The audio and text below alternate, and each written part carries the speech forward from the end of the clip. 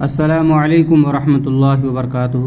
امید کرتا ہوں دوستو آپ خیریت سے ہوں گے۔ میں ہوں محمد مقصود قاسمی اور آپ دیکھ رہے ہیں باغ مدینہ یوٹیوب چینل۔ دوستو میں آج بات کروں گا عاشورے کے روزے کی اور عاشورے کے دن اہل و عیال پر خرچ میں وسعت کرنے کی بات بغور سماعت کریں۔ عاشورہ 10ویں محرم کا روزہ ابتدائی اسلام میں فرض تھا، لیکن رمضان کے روزوں کے فرض ہونے کے بعد اس کی فرضیت منسوخ ہو گئی۔ البتہ نبی کریم صلی اللہ علیہ وسلم نے رمضان کے روزے فرض ہونے کے بعد بھی اس روزے کا اہتمام فرمایا ہے، اس لیے اس کا رکھنا مسنون و مستحب ہے، اور یہ روزہ پچھلے 1 سال کے گناہوں کا کفارہ بنتا ہے۔ وفات سے پہلے والے سال جب رسول اللہ صلی اللہ علیہ وسلم کو بتلایا گیا کہ یہود بھی شکرانے کے طور پر عاشورے کا روزہ رکھتے ہیں، یعنی 10 تاریخ کو روزہ رکھتے ہیں، تو آپ صلی اللہ علیہ وسلم نے یہ ارشاد فرمایا تھا کہ اگر میں آئندہ سال تک زندہ رہا تو 9 کا روزہ بھی رکھوں گا، یعنی جبکہ حضرت ابن عباس رضی اللہ عنہ نے فرمایا کہ عاشورے کے دن روزہ رکھو اور یہود کی مخالفت کرو، اس سے 1 دن پہلے یا 1 دن بعد کا روزہ بھی رکھو۔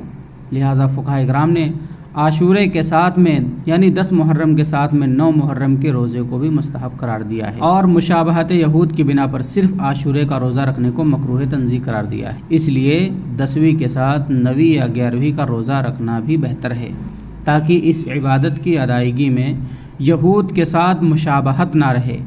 تاہم اگر کسی بنا پر 3 یا 2 روزے رکھنا دشوار ہو تو صرف عاشورے کا روزہ رکھ لینا چاہیے، تاکہ اس کی فضیلت سے محرومی نہ رہے۔ عاشورہ 10 محرم کے روز اپنے اہل و عیال پر رزق کی وسعت اور فراوانی کی ترغیب وارد ہوئی۔ حضرت ابن مسعود رضی اللہ عنہ روایت کرتے ہیں کہ حضور اکرم صلی اللہ علیہ وسلم نے فرمایا، جو شخص عاشورے کے دن اپنے اہل و عیال کے خرچ میں وسعت اختیار کرے تو اللہ تعالیٰ سارے سال اس کے مال و زر میں وسعت عطا فرمائے گا۔